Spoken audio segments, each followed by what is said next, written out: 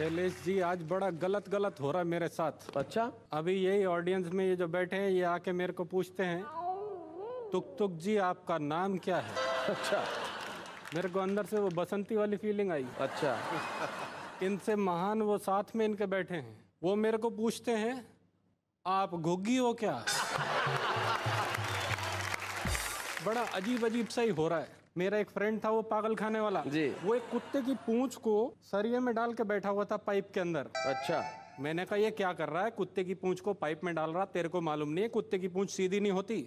बोले मैं कुत्ते की पूंछ नहीं सीधी कर रहा, मैं पाइप टेढ़ी कर रहा हूँ।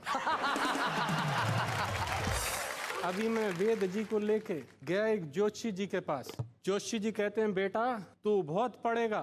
कहते हैं पढ़ तो मैं बहुत टाइम से रहा हूँ, ये बताओ पास कब होऊंगा। इनफैक्ट शैलेश जी भी कम नहीं है। बिल्कुल, आपको तो मालूम ही है। मैं इनसे बोल रहा था, मैंने कहा आप खाना खाने से पहले प्रार्थना करते हो? बोले नहीं, मेरी पत्नी अच्छा खाना बनाती है। शरीफ भारती जी का तो बिल्कुल अंदाज ही निराला। मैंने इनसे पूछा आप बड़ी टेंशन में लग रहे हो, कोई तकलीफ है? कहते हाँ ब्लड प्रेशर है। मैंने कहा फैमिली में है? कहते हाँ फैमिली में है। मैंने कहा किसकी साइड से, फादर की साइड से कि मदर की साइड से? जी। तो कहते नहीं वाइफ की साइड से। ऐसे ही ये निडर जी हैं, इनके पैर में चोट लगी थी। हाँ। मैं इनको लेके अस्पताल गया, वहां पे एक आदमी के दोनों पैर में चोट लगी थी जी। तो उससे पूछते हैं तुम्हारी 2 बीवियां हैं क्या? इन्होंने कहा मेरी 2 पत्नी, असली मेरी टांग टूटी। मैं एक बार इनके घर गया, बड़े उदास बैठे थे कि बैठे थे उदास। तुक तुक भाई हमने पूछ लिया चेहरे पे आज काहे बजे हुए 12 है। तो बात सुनकर हमसे बोले ऐसी कोई बात नहीं, यूं ही थोड़ा मूड आज खराब हमारा है। बीच में तुक तुक भाई का छोटा मुन्ना बोल उठा कि अंकल पापा ने तो लिया झूठ का सहारा है। और क्यों है ये उदास, इसका कारण बताऊं तुम्हें, मम्मी ने पापा को आज बेलन से मारा है। तो बिल्डिंग की पार्किंग में चुपके चाप 2 मिड साइज गाड़ियों का चल रहा था वार्तालाप। पहली बोली कितना खराब हो गया है जमाना, डू यू रियलाइज गाड़ियों में भी आ गया है 0 साइज। दूसरी बोली you are right, this is the class. बस इस सस्ती छुटकी ने किया है सत्यानाश। एक तो इसकी टेल पॉलिश, लड़कियों की नेल पॉलिश होती है, गाड़ियों की टेल पॉलिश होती है। बहुत अच्छे। बोले एक तो इसकी टेल पॉलिश कितनी चीप है, ऊपर से इसका फ्रंट भी क्लीन स्वीप है। इतने में वहां एक ऑटो आया, उसे देख दोनों मैडम्स ने अपना मुंह बनाया।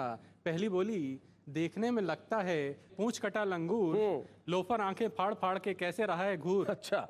ऑटो बोला ये लंगूर सारा दिन लोगों को यहाँ वहां पहुंचाता है, साथ साथ किसी के घर की रोटी भी चलाता है। क्या बात है। पर जैसे बढ़ रहे हैं पेट्रोल के दाम, जानती हैं कुछ दिन में क्या होगा अंजाम। आपका पार्किंग से निकलना बंद हो जाएगा। वाह।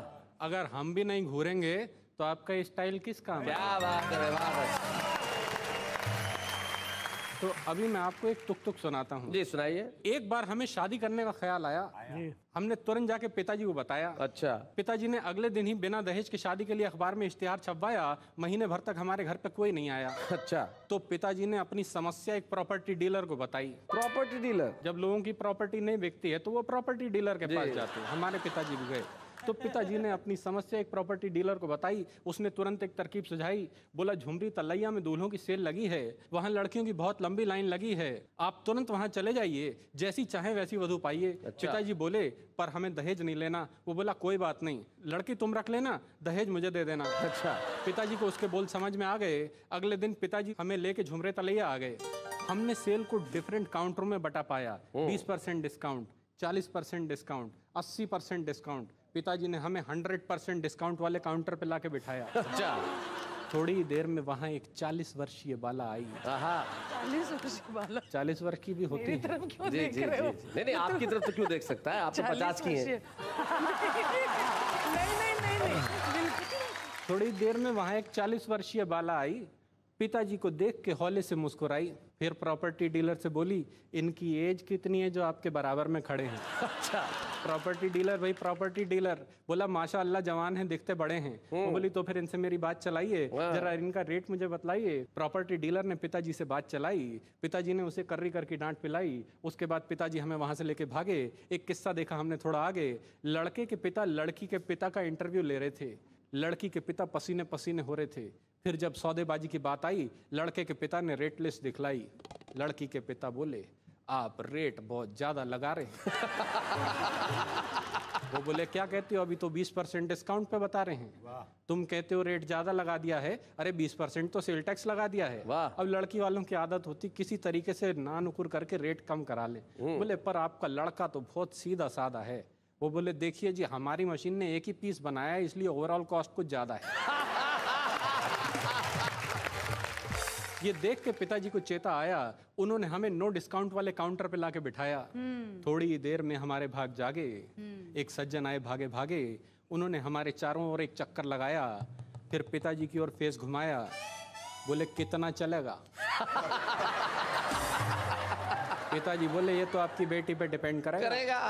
किफायत से चलाएगी तो सालों साल चलेगा। वो बोले, आपके लड़के में ऐसी क्या खासियत है जो इतना ज्यादा रेट बता रहे हैं, ऊपर से नो डिस्काउंट का बोर्ड लगा रहे हैं?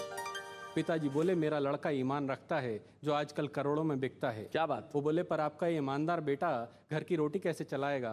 खुद भूखा मरेगा तो मेरी बेटी को क्या खिलाएगा? क्या कहना है, क्या कहना है? आप इसे यहाँ से ले जाइए, पहले इसे किस्तों में ईमान बेचना सिखाइए। जिस दिन इसे किस्तों में ईमान बेचना आ जाएगा, उस दिन इसे इससे भी ज्यादा रेट पे कोई भी ले जाएगा। बहुत अच्छे, वाह। पिताजी को उसके बोल समझ में आ गए। अगले दिन पिताजी हमें लेके घर पे आ गए।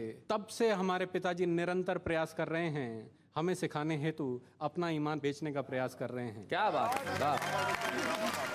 बहुत।